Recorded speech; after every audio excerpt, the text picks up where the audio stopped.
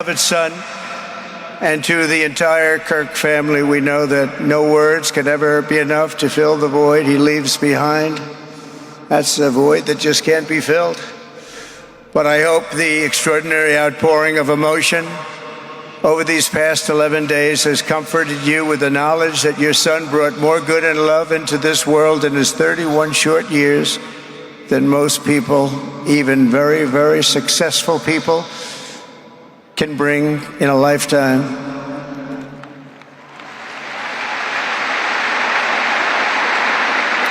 Charlie Kirk loved America with everything he had, and as we can see so clearly today, America loved Charlie Kirk.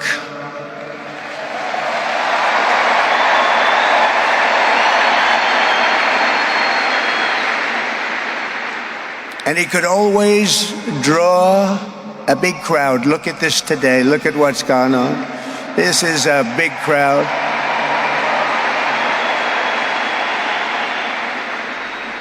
Here today we have the Vice President of the United States, J.D. Vance. We have the Speaker of the U.S. House of Representatives, Mike Johnson. We have countless members of the United States Senate, and I'm sorry I'm not going to introduce you, but I'll be up here. They're all over the place. And likewise, the House of Representatives, they're all over this big stadium. This is not an arena, this is a stadium. Our great cabinet and this stadium packed with rafters of people, not to mention the one across the street that also has tens of thousands of people, and they're watching us on screen right now.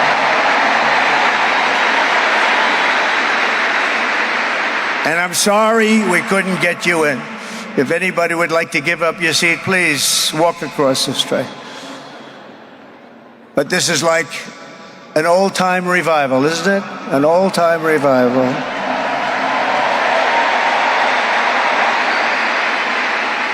For millions of Americans, especially young people, it is agonizing and unthinkable to say goodbye to a patriot whose heart still had so much to give. It's so much. Raised in the suburbs of Chicago, Charlie was filled with a patriotic spirit from his youth, and he was an all-American in everything he did. And one of the last things he said to me is, "Please, sir, save Chicago." We're going to do that. We're going to save Chicago from horrible crime.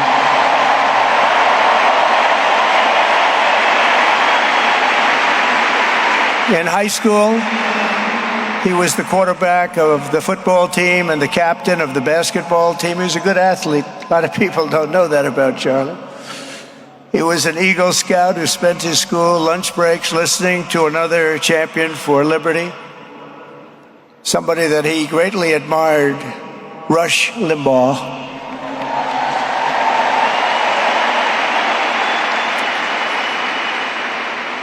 But what was even more important to Charlie than politics and service was the choice he made in the 5th grade, which he called the most important decision of his life, to become a Christian and a follower of his Savior, Jesus Christ.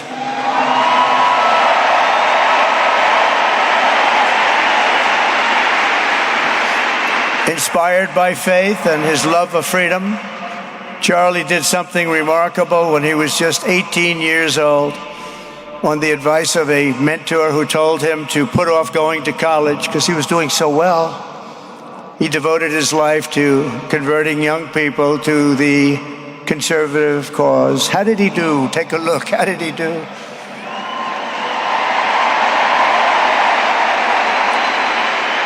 In 2012, 2 days after graduating high school, and with just $1,800 in his pocket, the young man from Illinois, who no one had ever heard of, started an organization whose grand ambitions were captured in its name, Turning Point USA. Great name.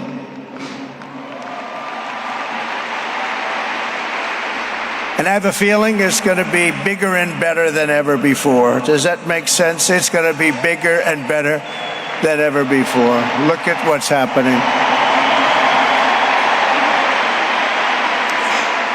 12 years ago, Charlie walked onto his first college campus, the very liberal University of Wisconsin at Madison. He set up a card table and put up a sign with 3 words, "Big government sucks." Could you believe that? That's Charlie.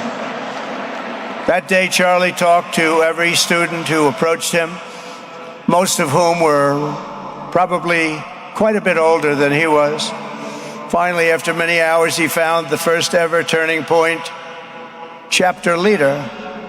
His first year out of high school, Charlie traveled 300 days raising money and taking his message to campuses all over the country. He lived out of his parents' basement, and they actually loved having him there. They loved Charlie. Everybody loved Charlie. And on the couches of friends and supporters, he lived off couches for 2 years, 3 years, then life started getting a little bit different, but he was always the same. For 5 years, he refused to take a paycheck, but day after day, he worked from 5 a.m. in the morning till 11 p.m. in the evening, always. His staff remembers that he wore Walmart jeans and T-shirts from the Goodwill store. Remember the Goodwill store? It wasn't easy, but Charlie wasn't in it for money at all, never has been. Money was never his thing. He was always in it for the mission. As he liked to say even back then, we have a country to save. Just what he did. He'd call me all the time, "Sir, we have a country to save." I said, "Charlie, thanks very much for telling me that. I appreciate it." Charlie volunteered for my 2016 campaign and traveled the nation with my son Don and Eric.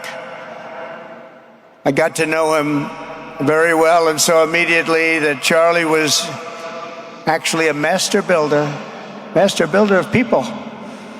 It was Charlie who first started organizing young black conservatives hungry for support and leadership.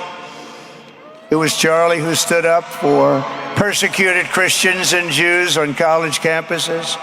It was Charlie who helped bring online censorship, free speech, and cancel culture to the fore of our political debate. He was right up there with me.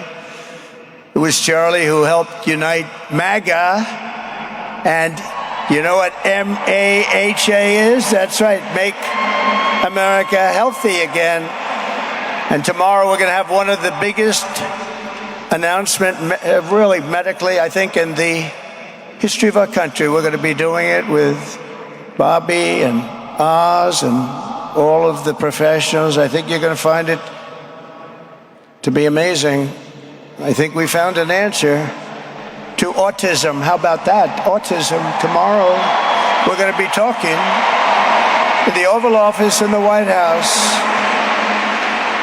about autism, how it happens, so we won't let it happen anymore, and how to get at least somewhat better when you have it, so that parents can help their child, their beautiful child. That's a big one. I've been bugging everybody over there, get the answer to that. You know, 20 years ago, 1 in 10,000 were born with autism. 20 years ago. The most recent survey says 1 in 12. How bad is that? That's for young boys, baby boys, but also girls, a little bit better. It's about 1 in 20. But we can't, because obviously there was something really wrong, and we think we know what that is. It's going to be, I think it's going to be one of the most important news conferences I'll ever have, and I look so forward to it.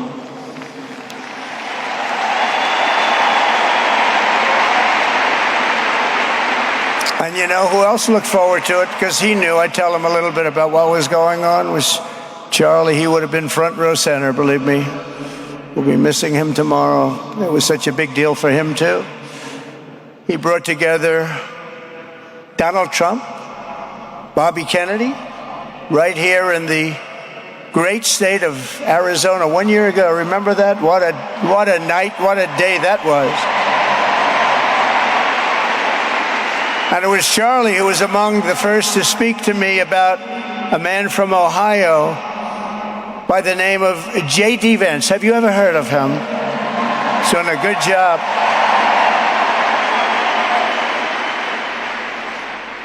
But Charlie would often call me, sometimes the night before a big event, the other side of the country.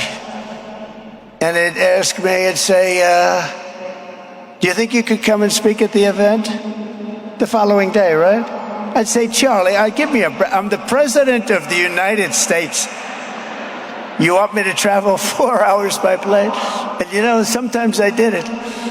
He was a very good guy. He was a very convincing guy. He didn't stop, but he would ask for things like that. Sir, could you be tomorrow in California? I said, Charlie, give me a break, please. He just wouldn't stop, and he succeeded. But I almost always went because you never wanted to let Charlie down. He worked so hard, you just didn't want to let him down. I felt guilty. He'd make me feel very guilty. As president, many people asked me for things, but Charlie was one of the few who always gave more than he took. He was a giver, much more than a taker.